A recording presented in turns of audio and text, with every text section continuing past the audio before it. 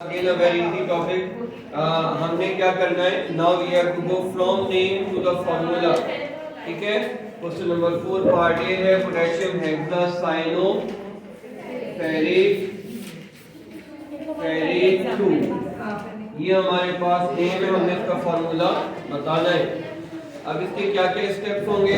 देखिए स्टेप्स ये होंगे कि आपने ABCD पहले जैसे मार्क करते हैं ना, वो ABCD मार्क कर लें। और आपको पता है कि सबसे पहले A का नाम होता है, उसके बाद B का नाम होता है, उसके बाद C का नाम होता है, और A है तो D तो होगा नहीं।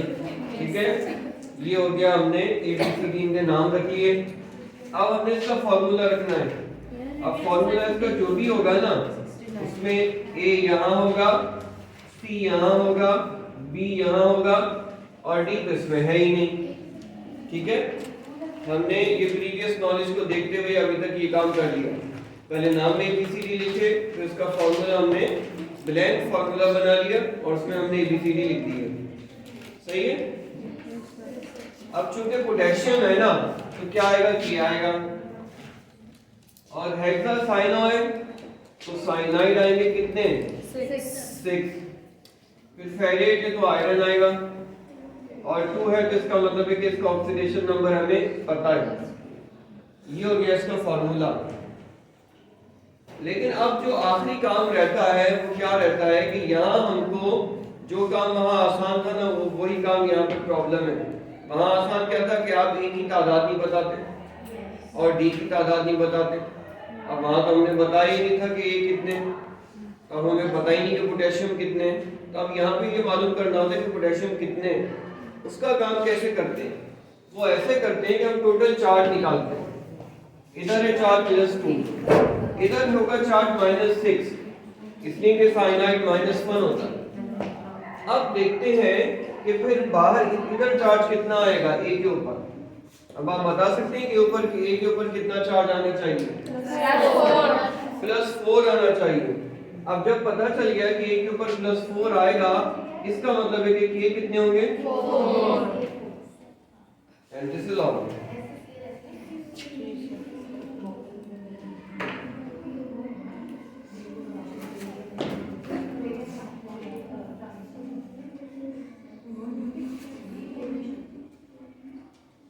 सही है, सही नहीं है।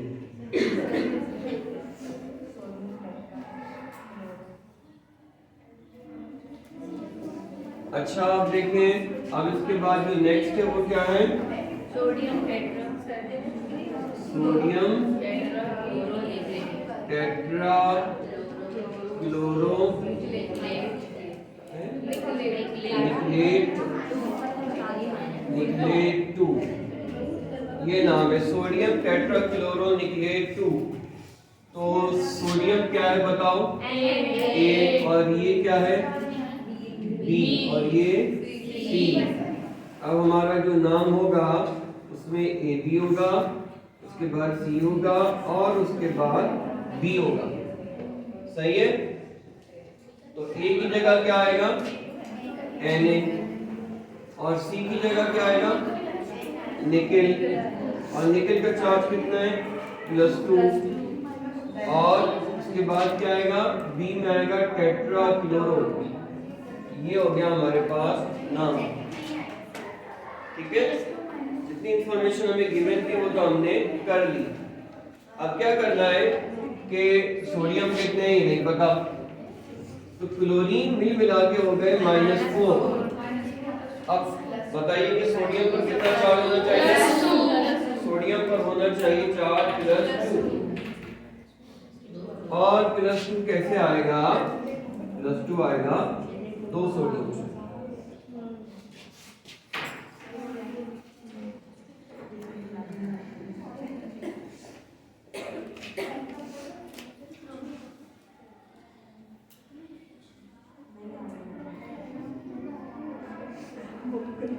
बताइए दूसरा कौन सा?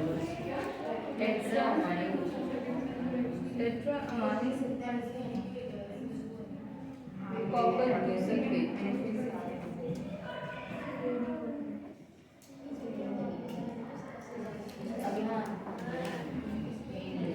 टेट्रामाइन कॉपर 2 सल्फेट। अब ये नाम आपको बता रहा है कि इसमें कैटाइन तो है ही नहीं, टेट्रा अमाइन, ठीक है।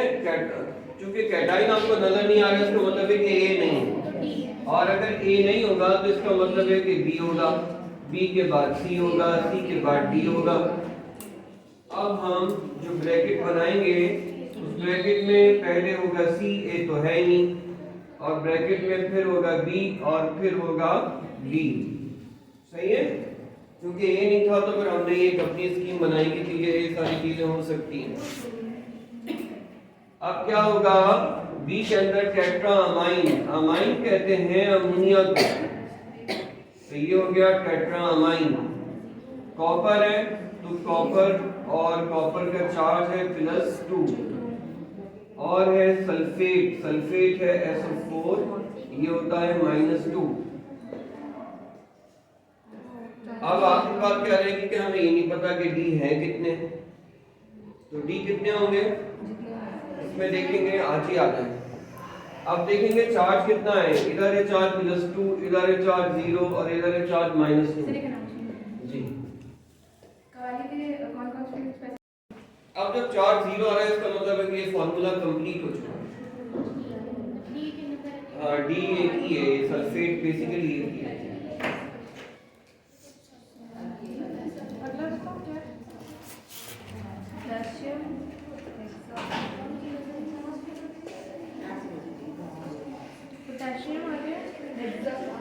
आगे क्लोरोप्लेटिनेट और चार्ज 4, क्लोरो 4, पोटेशियम हेक्साक्लोरोप्लेटिनेट 4।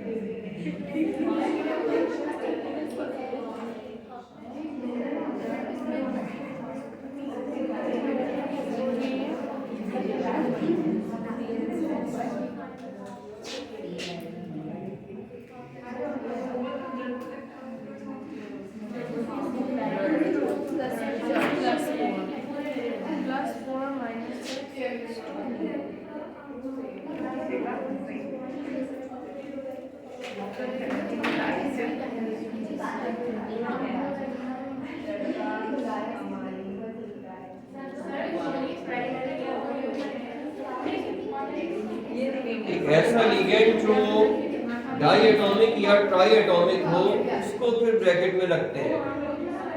जैसे अमोनिया है NH3, क्योंकि दो तरह के एटम आ रहे हैं ना, तो फिर ब्रैकेट में रखते हैं। ये तो एक ही एटम है तो उसको नहीं रखते।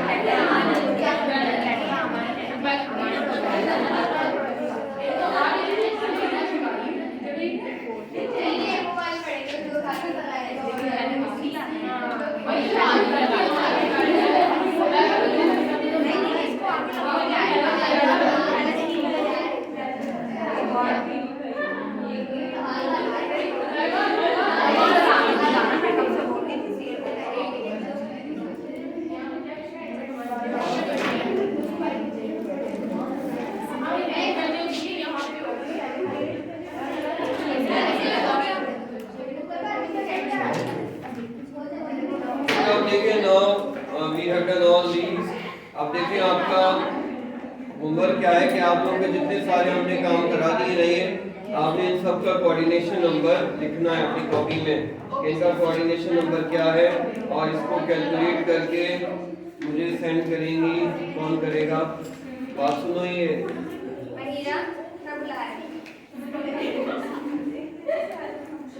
लाइबा ये ना इन सब के कोऑर्डिनेशन नंबर मुझे लिख के ना सेंड कर देना। सही है?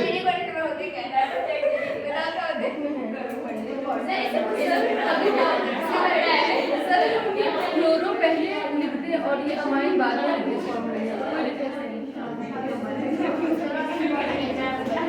अच्छा बेटा आप देखिए, अब हम आते हैं नेक्स्ट टॉपिक की तरफ। ये जो टॉपिक आपने कलर आपने किए हैं आते जरूर है, इसको जरूर देख लीजिएगा। Now we come to the next topic which is shapes of complex. बेटा आप जरा खामोश हो जाए। देखिए shapes of complex are very easy और shapes of complex are just according to the BSEPR theory. यानी आपको लिगेंड्स देखने होते हैं, जितने लिगेंड होते हैं उसी से ज्योमेट्री डिसाइड होगी। अगर तो दो लिगेंड है तो BSEPR के अकॉर्डिंग लीनियर स्ट्रक्चर होता है, यहाँ भी लीनियर स्ट्रक्चर होगा। If there are 3 ligands triangular planar हो जाएगा। जो प्रॉब्लम आती है वो आती है 4 लिगेंड्स के अंदर। 4 लिगेंड के अंदर यहाँ दो पॉसिबिलिटीज होती हैं। If the hybridization of the metal is sp3 तो वो टेट्राहेड्रल होता है। यहाँ तक तो बात आपको भी पता है, ठीक है। लेकिन कभी कभी जो है ना हाइब्रिडाइजेशन sp3 नहीं होती, बल्कि जो हाइब्रिडाइजेशन हो जाती है वो हो जाती है dsp2। तो dsp2 हाइब्रिडाइजेशन जो होती है उसके अंदर जो स्ट्रक्चर होता है वो स्क्वायर प्लेनर हो जाता है, ठीक है। जैसे क्रॉस नहीं होता, सेंटर में मेटल होता है और फिर यूं क्रॉस की तरह वो स्ट्रक्चर होता है, उसको स्क्वायर प्लेनर ज्योमेट्री कहते हैं। अब आपको इसकी दोनों की एग्जांपल्स याद करनी पड़ेंगे, दो तीन एग्जांपल सबकी याद कर लें कि कहां DSP2 हाइब्रिडाइजेशन है और ज्योमेट्री स्क्वायर प्लेनर है, और कहां ज्योमेट्री जो है ना वो टेट्राहेड्रल है और हाइब्रिडाइजेशन sp3 है। सही है? बस ये एक ऐसी चीज है जो आपको याद करनी है। बाकी इसका नाम DSP2 हाइब्रिडाइजेशन क्यों है?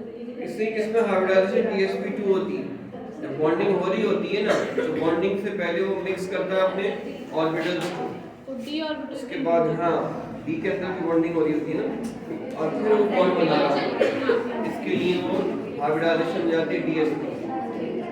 दो p ऑर्बिटल्स और एक d ऑर्बिटल और एक s ऑर्बिटल। अच्छा बेटा आप देखो, इसके बाद जो है ना आपके पास आ जाता है कि इफ द बॉन्ड्स आर 6, अगर तो 6 कोऑर्डिनेट कोवेलेंट बॉन्ड होते हैं तो हो जाती है ऑक्टाहेड्रल ज्योमेट्री, ठीक है। ये ऑक्टाहेड्रल ज्योमेट्री एग्जैक्टली वैसी होती है जैसे आप लोगों ने देखी थी SF6 में। सही है? तो ये बहुत आसान सा टॉपिक है और हर स्ट्रक्चर की एक दो एग्जांपल्स आप जरूर देख लीजिएगा। इसके बाद हम आते हैं colour of the transition metal. Colour की हमने पहले नहीं पढ़ा क्या? नहीं सर।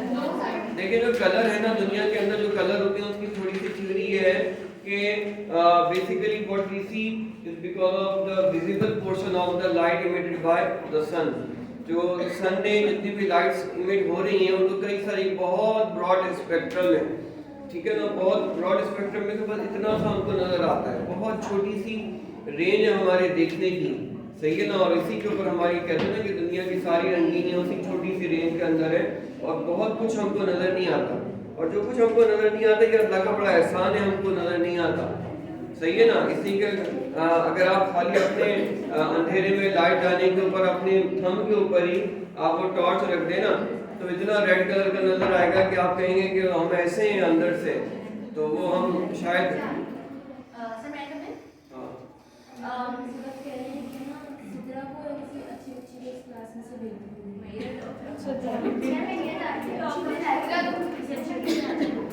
ये तो बहुत अच्छा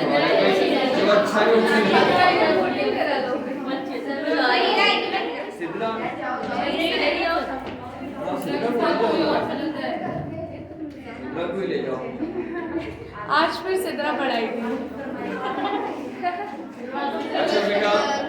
अब देखो मैं ये कह रहा था कि देखो जो हम जैसे अपने आप को नजर आते हैं ना, लेकिन हम शायद अंदर से इतने खूबसूरत है नहीं। वैसे तो ये है, ये तो अल्लाह ताला ने इरशाद फरमाया लक़द खलक़नल इंसाना फ़ी अहसनि तक़वीम। इसका मफ़हूम ये है कि हमने इंसान को ना, वीडियो को बंद कर दें, इंसान को बेहतरीन शक्ल सूरत में पैदा किया है ना। तो इंसान से ज़्यादा शायद बात सुनो, ये बात सुनो इधर मवद्दत, बेटा इंसान से ज़्यादा खूबसूरत कोई नहीं। लेकिन ये भी रिवायत में आता है कि अगर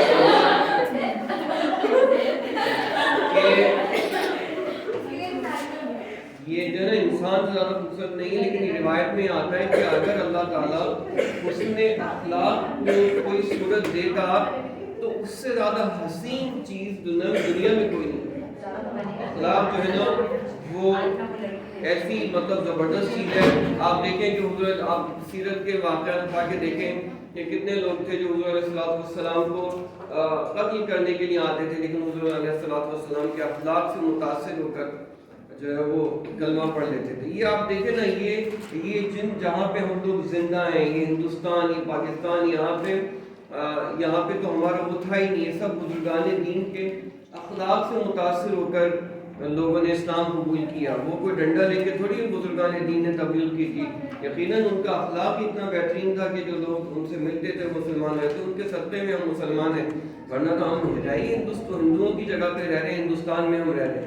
लेकिन उनके अखलाक इतने थे। आप तारीख की किताब में उठा के देखें कि जब मुसलमान किसी मुल्क के ऊपर कब्जा करते थे तो वो लोग ये कहते थे कि ये डाकू हैं, ये लूटेंगे, हमारे मुल्क को तबाह करेंगे, बर्बाद करेंगे, चले जाएंगे। लेकिन जब मुसलमानों का अखलाक देखते थे तो अपने हुक्मरानों को भूल जाते थे, और फिर जब उनके ऊपर हमला होता था तो फिर वो मुसलमानों का साथ देते थे। तो ये क्या था? ये उनका अखलाक था। और अनफॉर्चुनेटली अब हम अखलाक से बिल्कुल ही आगे हो चुके हैं, और हम तो बस अल्लाह करे कि हम इसको समझें और अपनी जो कहते हैं ना अज़मत रफ्ता, उसको कुछ हासिल करने की कुछ कोशिश करें। तो बहरहाल कलर जो है ना, कलर का क्या है कि कलर जो है ना वो हमें बहुत छोटी सी हमारा वो है ना क्या कहते हैं डोमेन जो हमको नज़र आती है, वो क्या है कि 400 से लेकर 700 नैनोमीटर, भाई इतनी सी रेज हमको नज़र आती हैं। लेकिन देखें ना, अगर हमको बहुत सारी चीज़ें अल्लाह ने हमसे छुपा के रखी हैं, उसमें हमारा मतलब बहुत फ़ायदा है। वो जिन कुछ जो मतलब एक जानवरों को नज़र आ जाते हैं, अगर हमको भी नज़र आने लगते तो फिर क्या होता? सही ना? तो फिर हमारी ज़िंदगी भी मुश्किल हो जाती है ना। तो बहरहाल ये इसमें अल्लाह ताला की बड़ी जो है ना वो यकीनन मसले आते हैं। इसके अंदर खुशी है कि हमको ज़्यादा नज़र नहीं आता और जो है बहरहाल। लेकिन देखिए थ्योरी क्या कहती है, थ्योरीज ये कहती हैं कि जो वाइट लाइट है ना, वाइट लाइट जो है ये 7 कलर से मिलकर बनी है, और ये जो 7 कलर्स हैं इनकी जो वेवलेंथ स्टार्ट होती है 400 नैनोमीटर से स्टार्ट होती है,